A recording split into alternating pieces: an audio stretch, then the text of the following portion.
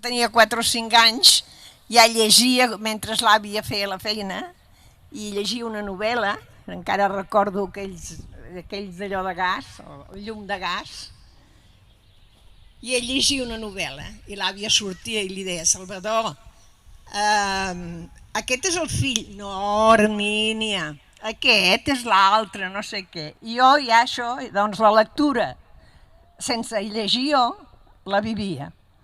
Quan em vaig casar el meu home, quan jo feia el sopar, llegia unes novel·les, que encara me'n recordo, bueno, les tinc a casa, el Etrusco, el Sinué l'Egipcio, i em llegia aquestes novel·les.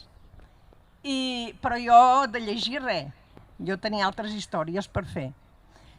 El teatre sí, havia fet molt de teatre, però de lectura res. I ara que estic aprenent a ser vella, la lectura m'ha donat una gran vida, perquè és com aquell qui té una canya amb una pastanaga al davant, la meva pastanaga és la lectura. I gràcies per donar-me l'oportunitat a la Jordina i a tots el grup, perquè a més he conegut gent molt maca i bueno, això m'ajuda a viure.